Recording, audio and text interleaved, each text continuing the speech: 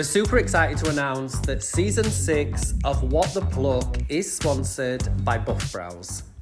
Hi guys, welcome back to another episode of What the Pluck. Now, as you can see, if you're watching on YouTube, if you're listening in the car, you probably noticed that there isn't that loud voice that you can hear usually.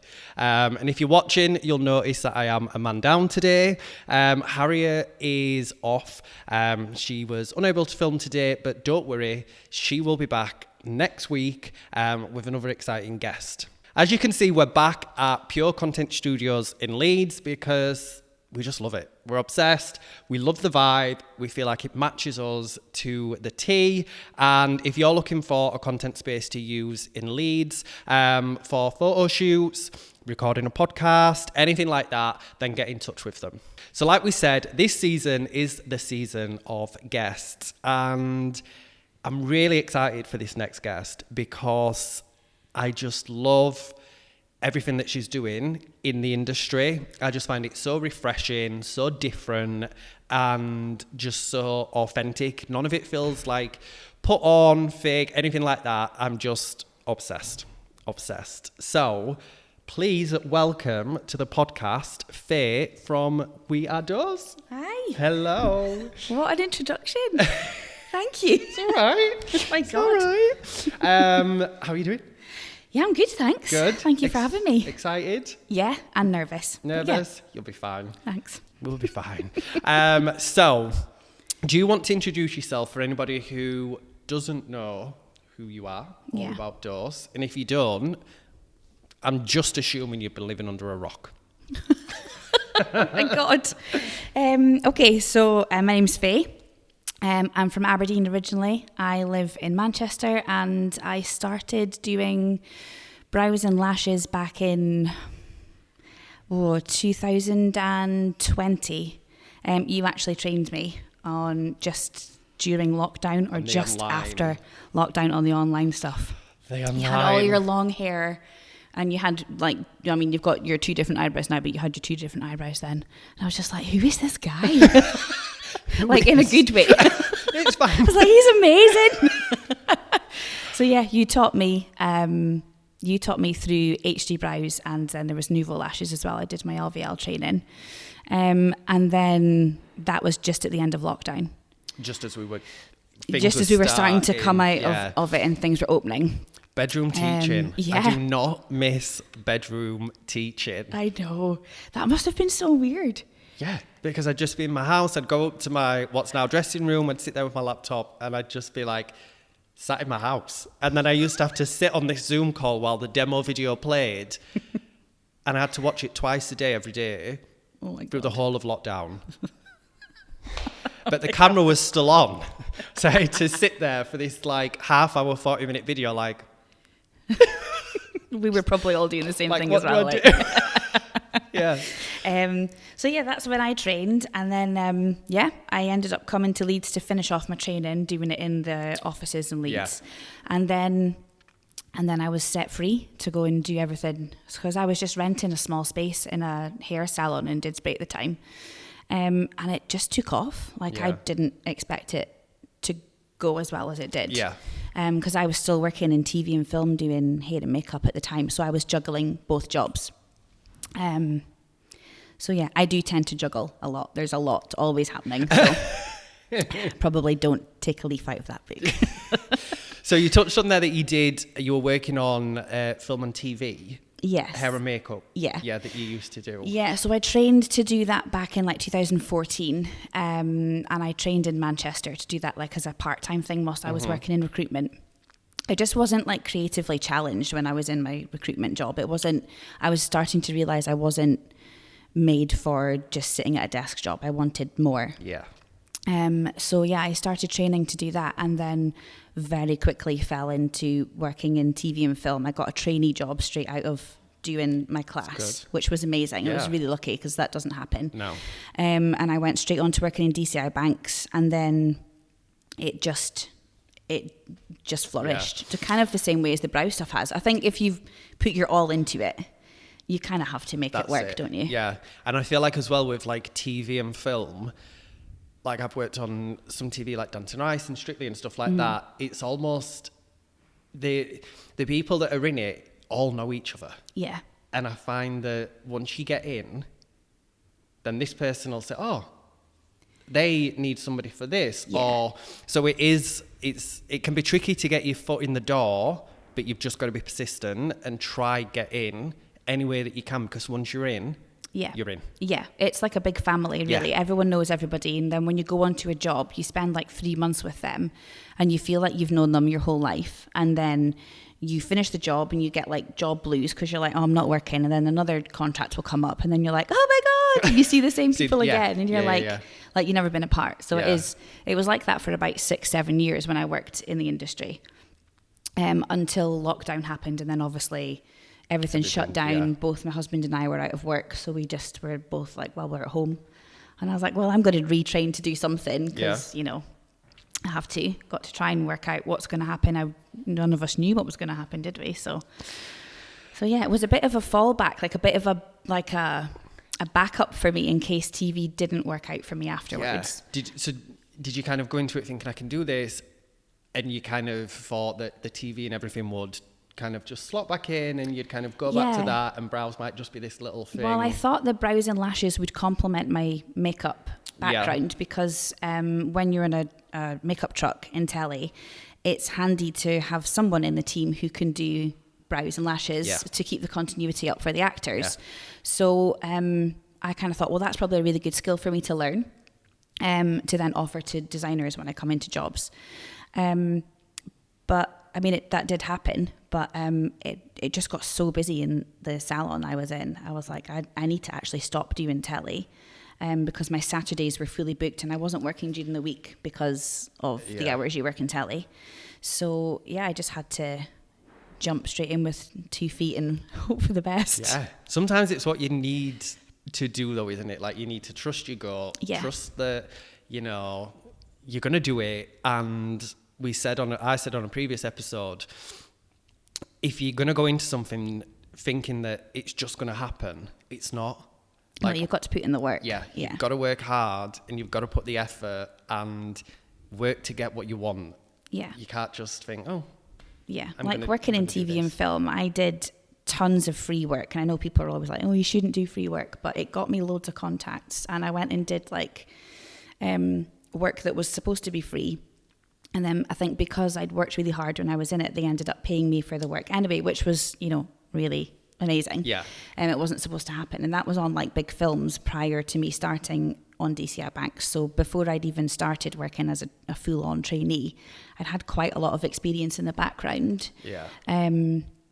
Doing like big films that I probably wouldn't have got the chance to go on otherwise. Yeah. And I think paid work, it can be like a bit of a touchy subject. People are like either so against it or are for it. And I think it's just finding that balance. Yeah. Like I've done free work, like you mentioned, you've done free work, but it's knowing when to do it, how often to be doing it, and looking at the bigger picture.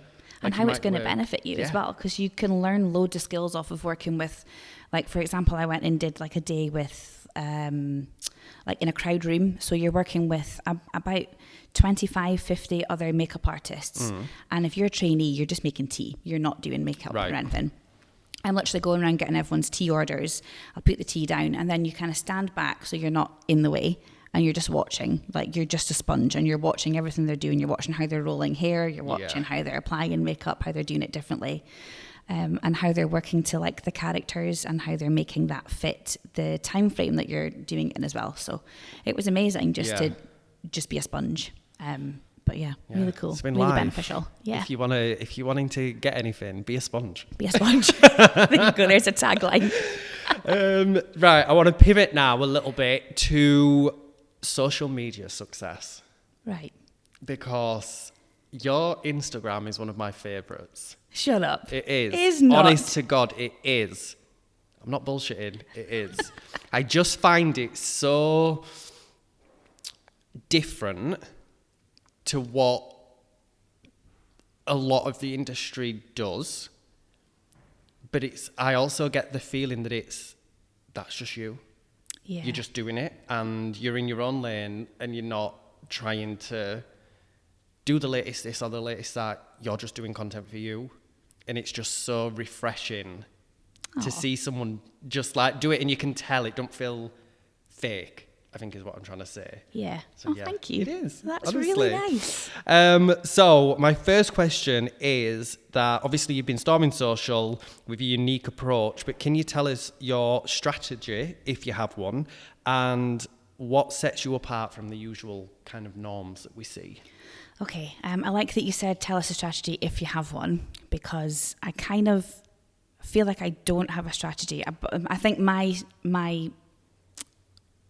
strategy is be yourself. Yeah. But you say that comes across, but I'm not actively trying to make that a social media strategy. I'm just trying to make my personality come across on Instagram so that people buy from people. Yeah. So if they like me and they like what I'm offering, then hopefully they would want to come and either work with me or like let me do their brows and their lashes or give them coffee. Yeah. So yeah, that's basically my strategy, is just be yourself, be honest. And I don't necessarily follow trends because I'm also really busy, so don't always have time to sit and watch what's going on in trends. If I see a trend I like and I'm like, oh yeah, I'll jump on that, that's a good one. But that's literally if I have the time to make the reel. So life has got pretty hectic recently, so I'm just kind of flying by the seat of my pants a little bit, which probably isn't the best thing to say, but I'm going to be honest and say, just be yourself. That's kind of what I do. And I think like we hear a lot of people say that in the industry or just about social media in general, like you need to be yourself because that's what people connect with.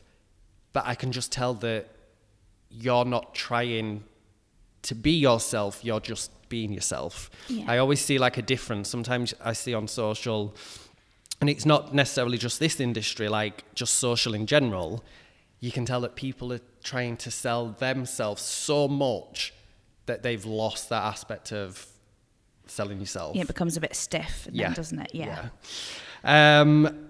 So my next question is, what are some of the biggest challenges that you faced while building your social media presence, and how did you overcome them? Okay, so imposter syndrome, massively. I've spoken about this online before, mostly when we kind of did our glow up for Dose. Yeah.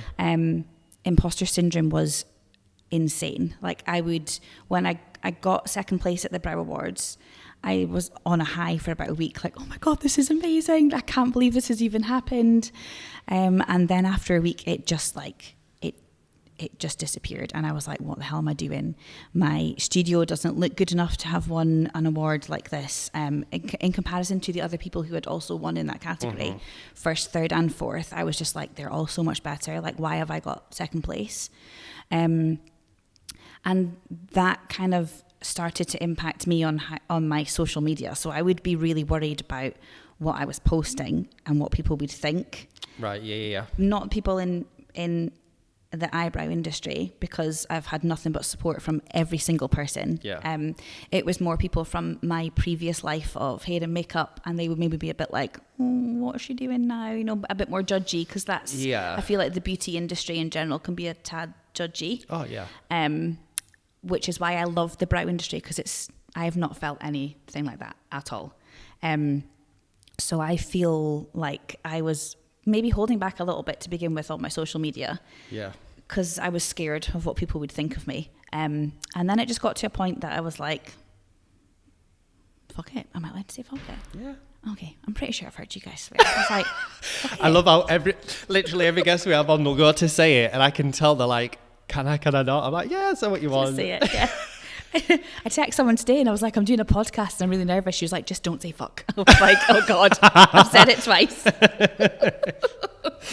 But yeah, the social media side of things, I think imposter syndrome was huge, and I have overcome it a little bit more now. But that's just having confidence in myself and hearing people like you know, who I really look up to, say things like that about me. You're just like, holy shit. Really? Like, it's really nice. We have spoke about the podcast and some other things previously, and it always seems as though you're like, oh no, I'm sure there's like a bit are you like me? Yeah. And I'm like, I don't feel worthy of sitting in this chair or, you know, being worthy of being spoken to by you guys. But you're really, like, you are 100%. Oh, do you know what I mean? So, yeah. I feel like that probably resonates with a lot of people, though, you know, who are starting out as well. I think everyone always looks up to someone, especially with social media the way it is now and the way it's going. Like, it's just like everyone's transitions and everyone's videos and the movements that they're using and the equipment they're using is just like, it's almost like the kind of stuff that, you know, my husband's working with in telly. It's insane. Some of the stuff you watch, you're like, you filmed that on your phone. That's insane.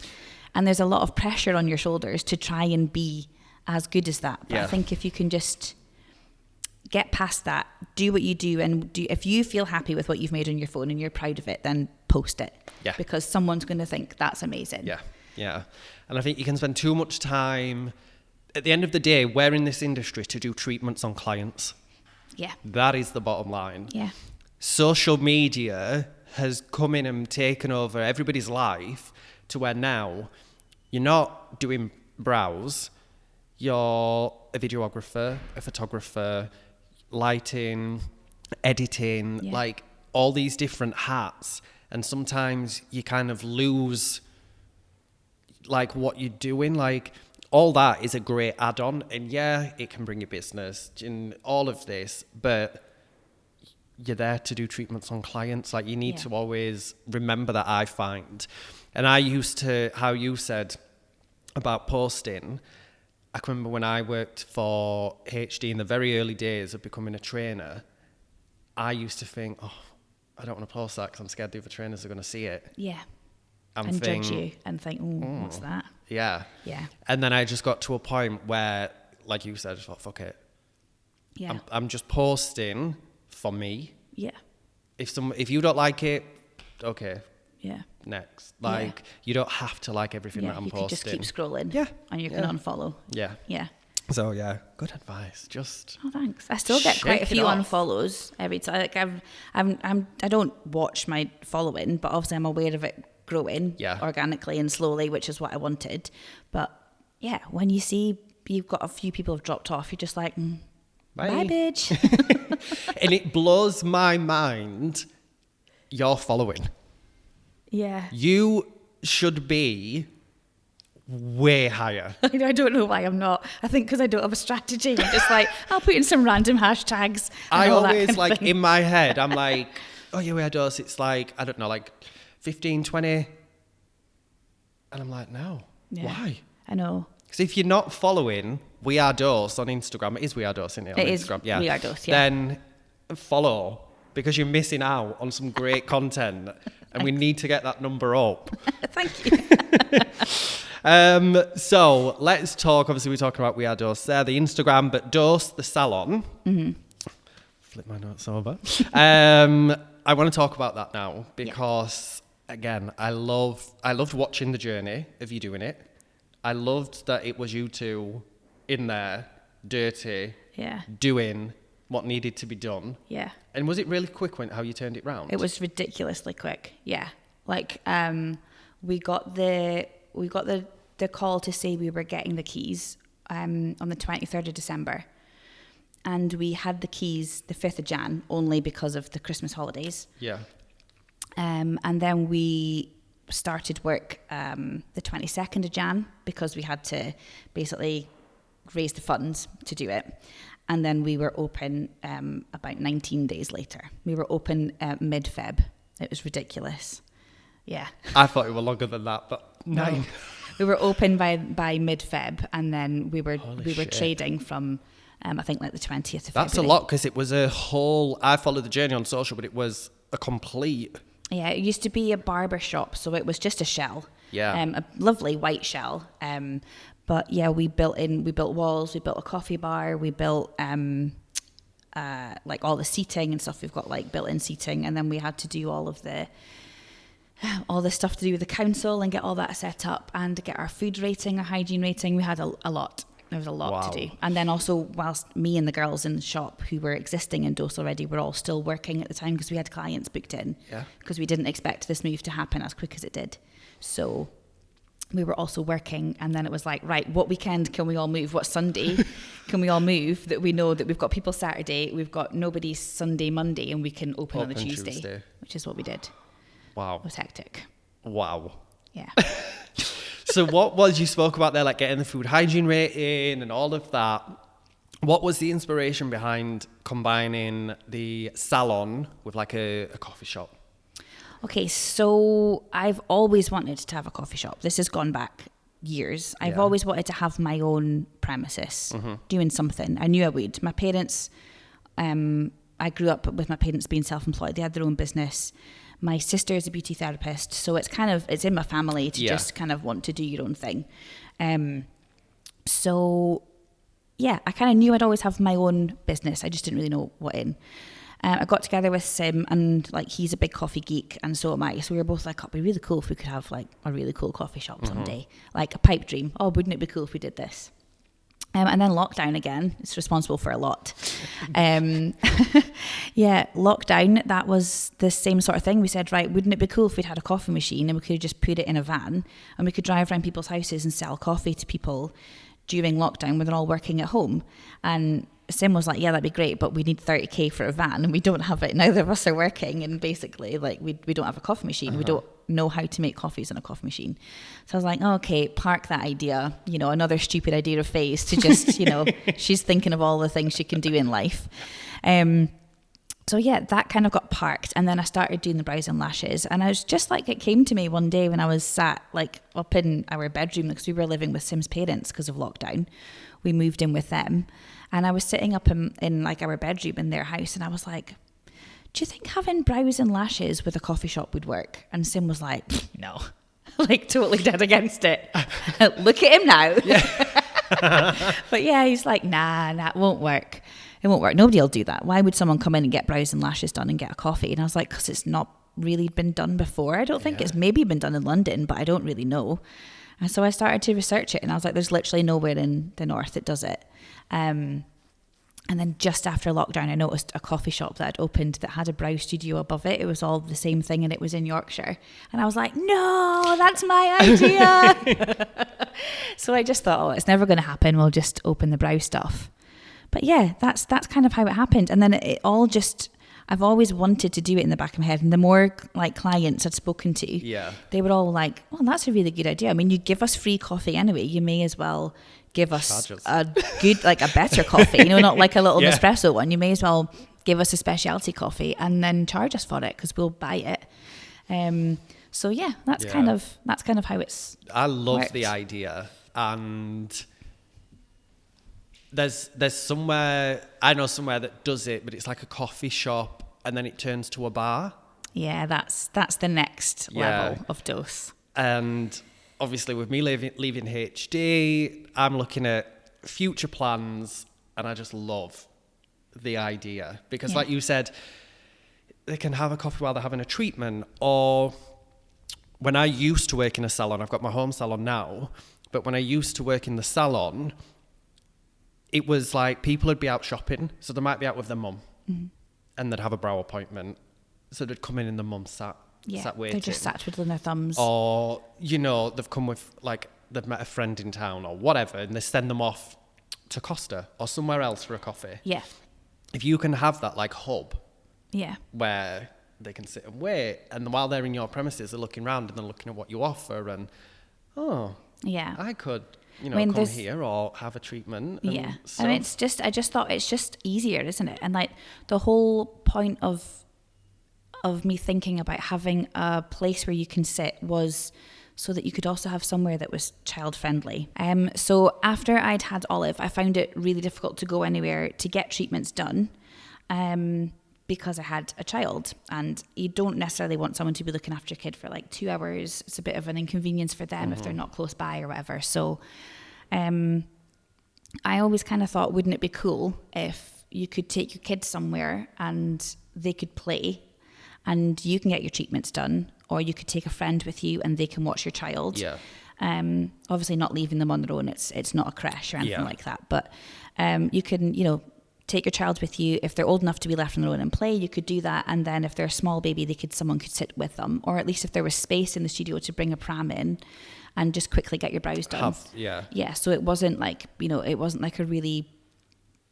I feel like sometimes beauty places can be a bit stiff, and you walk in and it's like, oh, I can't really feel like I can make a noise in here, or do you know, some places... touch anything. Yeah. I think a lot of it's almost become clinical. Yeah. Like, and I know obviously we need to be working in like clean environments. I understand all of that, but I feel like it's kind of almost gone to like the level of when you're doing semi-permanent makeup. Yeah. And I just feel like people are like, don't touch that, because everything's so pretty, which is gorgeous. But you could still have pretty, but be like child friendly kind of thing. So I just kind of thought, wouldn't it be cool if you could have somewhere that you could come and get your brows done, and it would open up that market to all those women who have just, or families even, that have had babies, that want to still come in and get treatments because they don't feel like themselves, they feel weird, and it's, I think, just really important to have that part of yourself where you look in the mirror and go, oh, that's me. Like pre-baby or pre-child or pre-family, do you know, all that kind of stuff. It's just taking that, like, okay, so you've had your child. Why should you now need to struggle to find somewhere to go? Yeah. So I just thought, if I at least have that, and it's not separate to the beauty stuff. It's not directly next to it, but we built the wall in the middle with like the wavy shapes, so that it felt like you're still in the same place, but it is quite obviously a coffee shop and a beauty place. And a lot of people come in with friends, and their friends will sit and watch the kids, and then they'll swap over and have treatments, or they'll come in with a mum. They've been out in Altrincham shopping or something, and it's such a family orientated town that it just made sense for us to be there. I have some, obviously I don't have kids, but I do have 2 furry kids. And they're welcome also, because, you want to take your dogs with you everywhere you go. My home salon's dog friendly. It's on my booking system. I have a few clients who bring their dogs. Yeah. And my 2 love it. Yeah. I maybe don't all the time when they're all like free, I'm running around crazy under my feet, and I'm like nearly tripping over them with the wax. But like, I'm such a dog person, like lover now. I'm like, if I needed to go somewhere and I could take my dog, I'd love it. Yeah. And you can sit and have a coffee afterwards and sit and chill. There's no rush to leave after. When you get your treatment, it's like, okay, great, thanks, bye. And then, someone else is in the chair. If you're that busy anyway, which most people are, you don't really get the chance for anyone to just sit and have it as a relaxing experience, and it be a bit of a self-care day. Especially if you come to Doscombe, and you can get your nails and stuff done as well, and there's a lot more coming. At the minute it's just the nails, brows and lashes. But nice. Great idea. I absolutely love it. Thank you. Absolutely love it. And did you know as well that behind us is the kitty calf? I saw that coming in. Yeah. But the first time me and Harriet were here, we were just like staring through the windows, and there were people having coffee and stuff like that, and these cats are just jumping everywhere, and we were like, what is this? It's a kitty calf. I used to live above a cat cafe when I lived in Manchester. At night time you'd hear all these drunk guys going past being like, fucking cats. What are you having a cat in a cafe for? It just used to crease me up. You're not the target audience. No, don't exactly. Worry. Keep walking it's past. Not for you, hun. Did you have any kind of like major issues or anything that almost or did set you back when you were opening doors? So everything went really smoothly once we got the keys, actually, which it really scared me, because I was like, what's going to go wrong? It's almost too good to be true. The one thing that did happen, though, was that before we got the keys, I was really unsure as to whether we were actually going to be able to afford to do it. Because looking at buying all the equipment for coffee stuff, I was set up already for the beauty, ready to go with that. That was fine. I bought some new desks and, a couple of more chairs and things. That was easy done. But the coffee side of things, I'd really underestimated how much time and effort and money setting up a coffee shop would take. So it took for Sim to sit with me and work out, everything that we needed to spend, and it was itemized.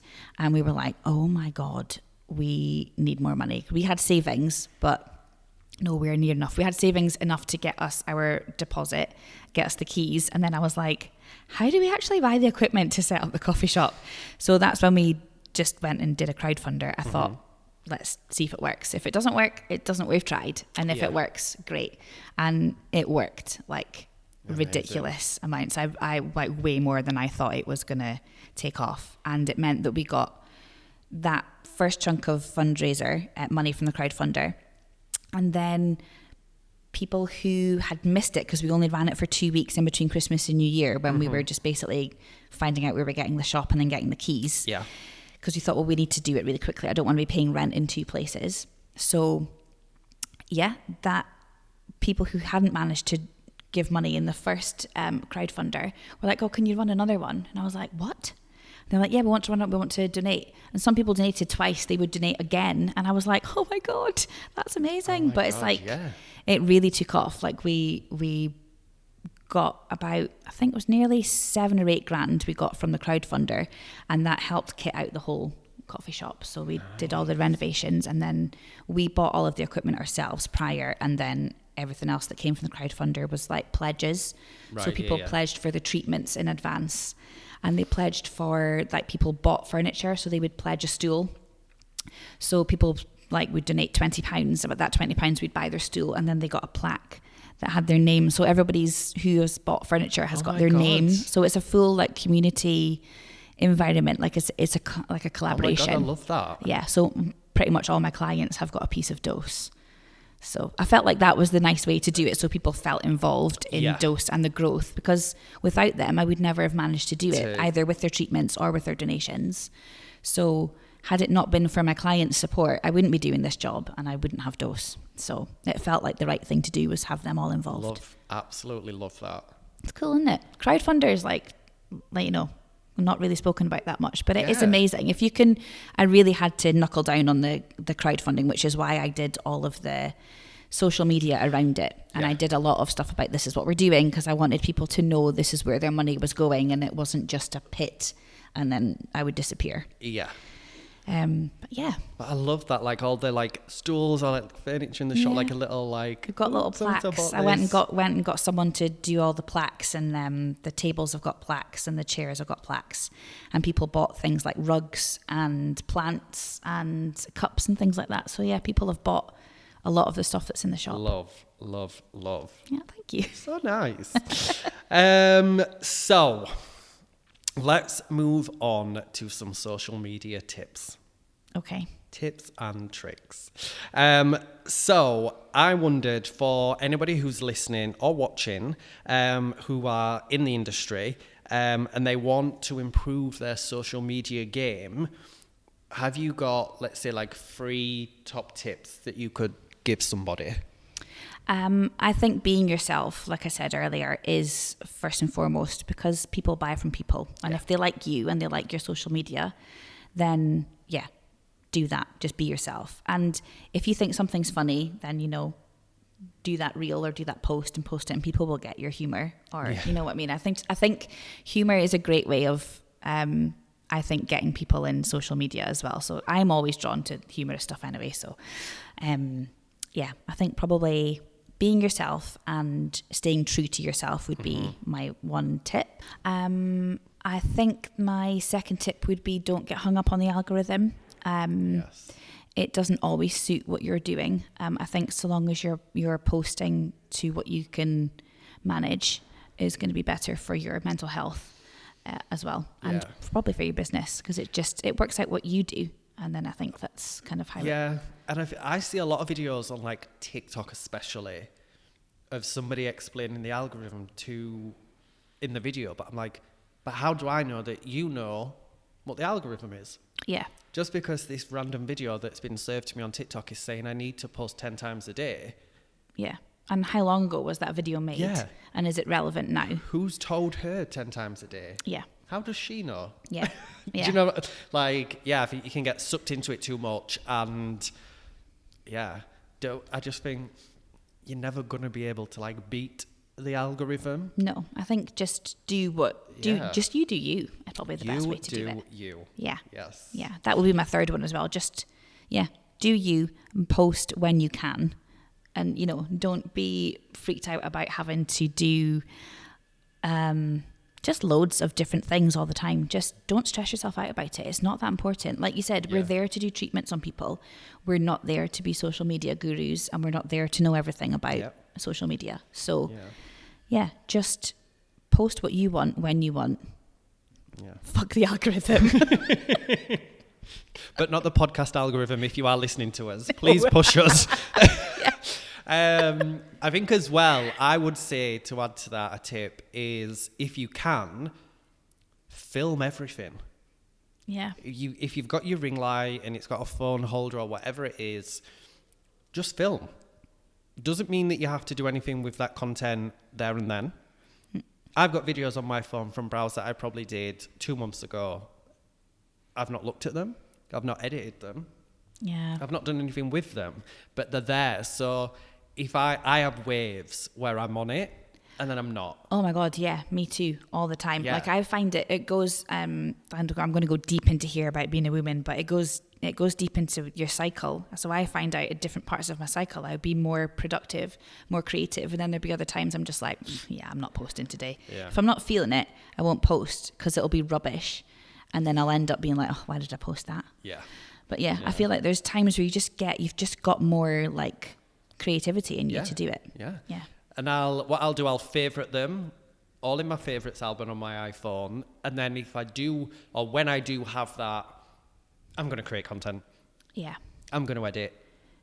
I've just got it there. You're so organised. I'm not, Harriet says this all the time. That's She's really like, you're good. the most organised person I know. She's like, to the point it makes me feel sick. Yeah. I know that's I have videos on my phone of people's eyebrows from like when I was in the hair salon in Didsbury like 3 years ago.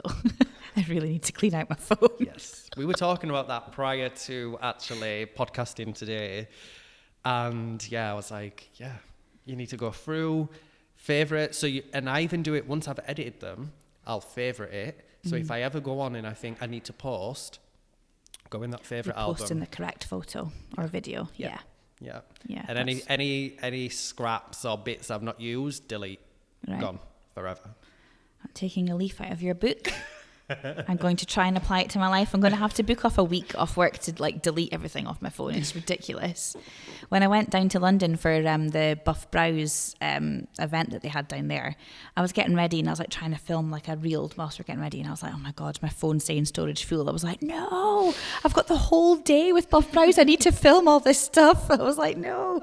So I deleted loads of stuff. I think I deleted photos of like Olive when she was a baby. Like I feel really bad. Like I've deleted a load of stuff so that I could film stuff with Buff Brows. I was like, oh God, this is bad. While we're talking about Buff Brows are actually the sponsor of What the Pluck Season 6. Boop, boop. So shout out, Buff, if you are listening, which I very much hope that you are. We love Buff. So, a couple of more questions and then we are done and Okay. you can breathe. Okay. And you can relax. I'm enjoying myself. Good. I'm glad. Where do you see yourself and where do you also see Dose in the next, let's say, 5 years? Okay, so this has changed slightly in the past few months. I think before I started the Glow Up with Dose, I was all for making a franchise, making Dose a massive business, having it in different towns, different countries. Like, you know, I was like, the sky is the limit. Yeah. I've done it once, built this business, and albeit have done it whilst also being pregnant. So that's maybe not the best. Maybe don't do that. But yeah, that was a little bit of a surprise. But yeah, I feel like I've definitely pulled back a little bit on wanting to grow Dose that big.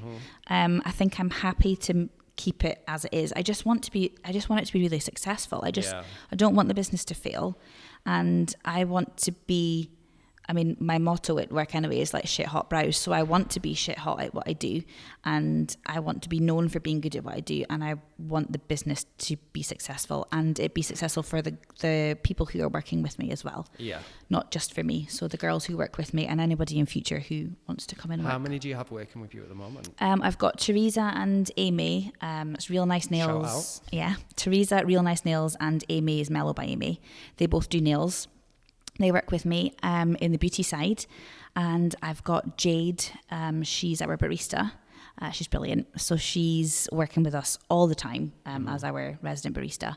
And I do actually have, as a little plug, I do actually have a space. I have a rental chair available if anybody wants to come and join the team. Yes. I've got space for it. I'm thinking a brower lash check, mostly because I'm going to be going off to have a baby in September. Yeah. I'm not taking a lot of time off because, I mean, I've created a business that is family friendly. So I'm hoping I can just kind of come in with a baby on a papoose and just carry on. I mean, you know, let's just do a Faye and just be like, yeah, I can do it. It's just fine. We'll see how it goes. How, if anybody is listening and is potentially interested in the position, how is best to kind of reach out to you or contact you regarding it? Probably just make sure you're following We Are Dose, and then drop me a DM if you're interested. There's posts on my Instagram about it. And if you like the look of us and you want to join the team and you're in Manchester, or you're going to be in Manchester, or you want to be in Manchester a few days a week, then let me know, because we've got space. You've heard it here, guys. Yeah. Get in touch. So yeah, just keeping it, the kind of vision of this world domination has come in a little bit. We've pulled back a little bit on world domination. I was all like, oh yes, boss bitch, I'm going to do this. But yeah, no, that's overrated. I'm just going to do really well. Yeah. And yeah, just hopefully have a successful business that makes us money and helps pay for some family holidays, or, you know, helps us build a little bit. We're going to build a bit more on the business still. We've got a little bit more to come with an alcohol license and some pop-up events and things like that. So there's a lot coming. Are you going to have a party when you get your alcohol license? Yes. Can me and Harriet come? Yes, of course. Harriet, if you're listening, which I know she's openly said before, I don't listen to her podcast. So nice. I'm hoping that she is, because she's not here today with us. Yeah. But Harriet, if you're listening, we're gonna dose. Yeah. We're off to you the should come in launch pod party. if you want. If you if you want to just come and drink, you can drink. But if you want to pod, we can you drink could. and pod. Can you? I know. Thought you weren't doing that anymore. I know, but He's broken his rules already. but we can pod then drink. Oh, right, yes, you could do that. Yeah. Yeah. No, I want to do that and just be able to have a couple of cocktails, you know, just have a set few signature cocktails, and you can order them when you're having treatments done. That's perfect idea. You get them in, you get them pissed, and then you sell them all the retail. Yeah. That is a cracking business plan. Right? Yeah. I'm going to start doing that. Please do in your house. You could do it for free and all that as well. You don't even need a license. This is what I used to do, and Harriet told me off for this, but New Year, I've always worked New Year's Eve. Oh my God. Yeah.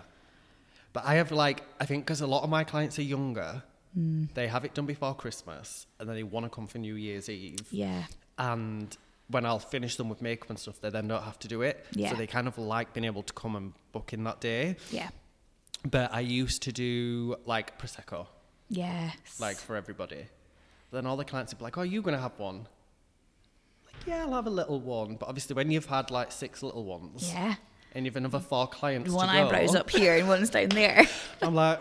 Oh, you don't appear to have a tail left on that eyebrow. I'm sorry, I don't know how that's happened. So Harriet was like, you need to stop that.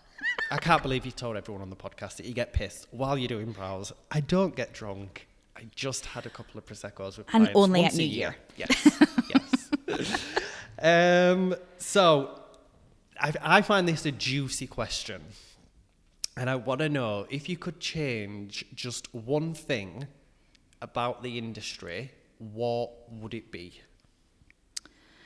Okay, so my main thing, I have 2 things I would change about the industry. Let me just reread that question. What 2 things? Okay, so my main thing I would change about the industry is to make it more accessible to everyone and have it not so female focused. That may be quite a controversial thing to say, but hey, we do things differently at Dose. So the whole point in Dose looking the way it does is that it's supposed to be welcoming to everybody. And I didn't want it to be a scary place for someone who doesn't like, and no shade to anyone who has a bright pink salon, but I didn't want it to be a bright pink salon. I wanted it to be neutral and calm so that it was kind of promoting a bit of a gender neutral feel, so anybody could come in and get their brows done, gents included. anybody who identifies as a male or a female. I just wanted it to be a comfortable environment for anyone to come into. Yeah, for everyone. Likewise, if there were men who had children, I didn't want them to feel like they couldn't come in with their kids and get treatments done as well. So it was open to them to come in and just sit and have a coffee if they want. They don't have to come in and get treatments. But it was a coffee shop as well that would be inviting for people to not feel intimidated by the beauty side, because sometimes I feel like it can be a little intimidating walking into a really big salon full of women cackling. Like, I find that quite intimidating. But yeah, that's what I would change, is it to be a little more equal in, having men to women ratio. I feel the hair and makeup side of things is a little bit more like that. We've got quite a lot of male makeup artists, not nearly as many as there are female, but there is a lot more male makeup artists than there are male brow techs. So I feel like the industry could be a little bit more. Yeah. I feel like there's, and as well, being a male in the industry, I can think of like a few other male people who do brow treatments. I don't think there's not that many. So I would like it to be a little bit more of an environment where men feel like they could come in and work. Yeah. And my second thing would be, it's kind of along the same lines, but for not in the brow industry, because the brow industry is brilliant and I've never felt this with the brow industry, but the beauty industry in general, it's for it to not be so catty. Just support people. Like, if someone's doing well, like, applaud them and be like, you're ace, like, amazing. I feel like a lot of the beauty side is just a little catty, and it's just, there's no need. Yeah. And I feel it's nice to be nice. Yeah. It costs nothing to be nice as well. Exactly. I feel like the industry's getting better. It used to be so, like, there's a salon down the road, so you instantly hate each other. Yeah. And, And there's no need to. Do you know what I mean? No. Like, I feel like we've grown from that, but I feel there's still a bit sometimes of... Yeah. Like, and it probably all comes from jealousy, I think, doesn't it? But it doesn't need to be there, because there's enough people in, the world to get all their treatments done. Yeah. And like I said, people go to where they feel drawn to anyway, so... Who's got time as well? Yeah. Like, if you're sat being negative or bitching or slagging somebody else off, that's what you're attracting. Yeah. You're just going to be in that miserable state of mind. Yeah, and it's exhausting being like that, I feel. So I feel like it's just, the general positivity of everything just needs to be upped a little, and just, support all independent businesses, because, we're all out there trying to make it work, So be bloody nice.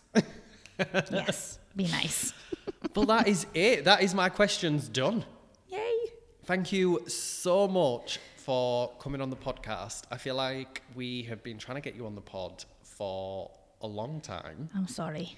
I've just been busy. We've managed to pin you down. Finally managed to do it. I can remember when we were asking you, like, I'm just about to open a salon. I don't know if I'll be able to fit it in. Yeah. And I was like, oh, okay. Like, great that you're opening a salon, but I'm like, oh, we wanted you on the pod.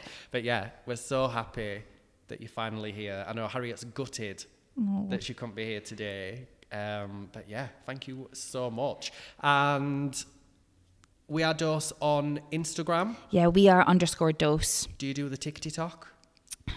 I do have a TikTok, but I don't actually know what my handle is. It's probably something similar. We are _Dose. I don't really do TikTok that much. I'm trying to get better. I don't have the time, man. I just can't do it. I'm trying to get into it. I've just combined, I had 2 accounts. I had a work and a personal. Yeah. I just combined to try and narrow down the platforms that I have to try and do. But I just find with the TikTok, I post work, browse, okay, it's all right. Yeah. I posted a TikTok on holiday of me walking into one of the, like the tat shops. All the shops are the same. And I writ on it something about like, oh, you can guarantee like, I'm going to walk into every one of these shops on holiday. I think it's at like over 250,000 like views. That's mad. Why? Mad. Why? Why can't you give me that on a nice like transformation video? Yeah, I know, right? That's TikTok. I know I don't have a following at all on TikTok. No. I've not put any effort into it. So I have got a plan to do more on TikTok. I've got an idea in my head of what I want to do going forward. Keep a lookout. Yeah, but I think I'll probably film them on TikTok and then just post them on Instagram anyway, because Instagram's just better. Yeah. Any final words? Anything that you want to let our listeners know, or anything like that before we wave them goodbye?